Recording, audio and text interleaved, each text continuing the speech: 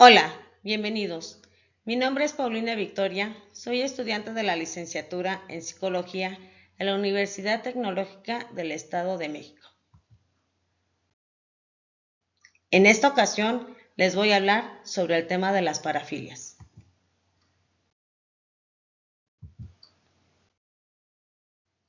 Las parafilias es más que nada aquellas personas que sienten excitación sexual que no es proveniente de prácticas convencionales, sino por objetos, personas o casos inusuales donde existe una gran variedad de parafilias.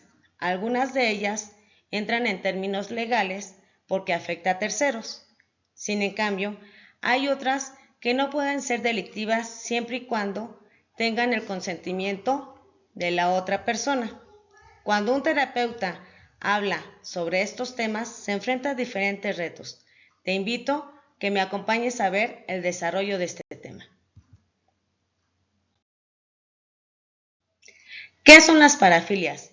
Las parafilias son conductas o fantasías sexuales de carácter excitatorio, que pueden ser frecuentes e intensas. Implican objetos inanimados, niños, personas adultas, animales que no dan su consentimiento o que también es el sufrimiento o la humillación de la propia persona o de la pareja. Existen trastornos parafílicos, que son parafilias que afectan a la persona que lo padece, generando angustia, y estas pueden perjudicar a otras personas. Tenemos diferentes tipos de parafilias. Entre ellas está el exhibicionismo, que es el placer sexual por mostrar sus genitales o mostrarse desnudo a otras personas sin su consentimiento. También tenemos el fetichismo, que es hacer uso de objetos inanimados o sentir placer por alguna parte del cuerpo que no es genital, por ejemplo, los pies. Tenemos el freuterismo, que es el frotamiento de los genitales hacia otro individuo que no está consciente por sentir placer. Tenemos la pedofilia, que es la atracción sexual hacia los niños sin su consentimiento.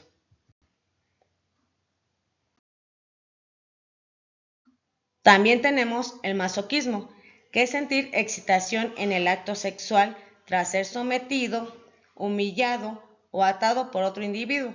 El sadismo es el gusto sexual por humillar, someter o hacer sufrir a otra persona. También tenemos la gerontofilia, que es el deseo sexual por las personas mayores, en especial por los adultos. La masturbación es cuando una persona se da placer a sí misma por medio de sus estimulaciones. Tenemos la coprofilia, que es la atracción por las heces, por la acción de defecar o por la observación de su realización. También la urofilia, que es el placer por la orina, por la acción de orinar o por la observación de su realización. La necrofilia es el placer sexual por los muertos o por la muerte en sí. Existen expresiones delictivas y no delictivas de los actos sexuales. Entre las que entran dentro de lo delictivo son el voyeurismo, el exhibicionismo, el freuterismo, la pedofilia, ya que afecta a terceros de manera física y psicológica severamente. También hay parafilias que no son delictivas, ya que tienen el consentimiento de la otra persona, como son el masoquismo, el fetichismo, el travestismo y el sadismo. En este último caso, solamente se afrontaría término legal si hay muerte.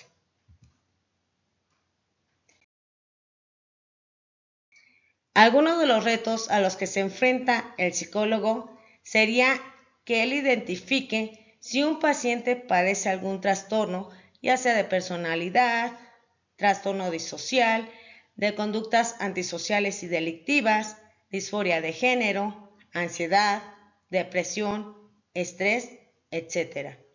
Debemos de tener el tacto y la empatía para explicar de la mejor manera al paciente, con un lenguaje inclusivo para evitar que el paciente se resista. Incluso debemos tener un buen rapport. En la actualidad, los pacientes se dividen en 3 tipos. El primero es aquel que se acerca a pedir ayuda porque ya lleva bastante tiempo con su padecimiento. Segundo, es una persona que le acaban de diagnosticar un trastorno y que acude inmediatamente por apoyo. El tercero es que va con la intención de prevención. En el siglo XXI, los psicólogos se enfrentan a estos dos últimos, ya que anteriormente se formaban los psicólogos para que intervinieran en los padecimientos y no en la prevención. Aquí, el terapeuta debe de adaptarse para generar posibles hipótesis para descartar o diagnosticar un posible trastorno. También debemos de actualizarnos en la tecnología y sobre todo tener conocimientos por si vienen nuevos paradigmas o nuevos trastornos que estén por nacer.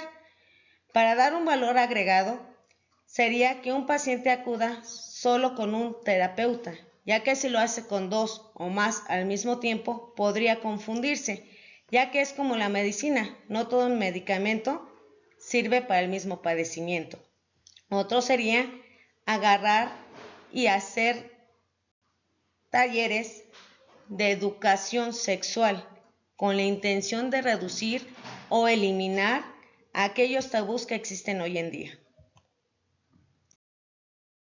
Como conclusión, tenemos que cuando una persona tenga algún trastorno, en este caso una parafilia, debe atenderse pidiendo apoyo a los familiares y a los especialistas para disminuir su malestar. Vimos algunas parafilias que entran dentro de lo delictivo y de lo que no es delictivo. También nosotros, como terapeutas, debemos darle las herramientas necesarias al paciente para que pueda hacer frente a su situación. Aunque existe una diversidad de parafilias, abordamos algunas de ellas. También mencionamos los retos a los que se enfrenta un psicólogo. Todo esto con la intención de que se intervenga de manera más efectiva. Por último, considero que la actividad sexual debe ser con respeto y con responsabilidad, sin lastimarse a sí mismo ni a los demás.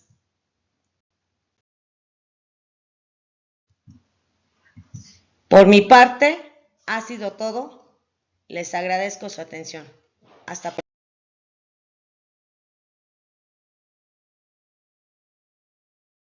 pronto.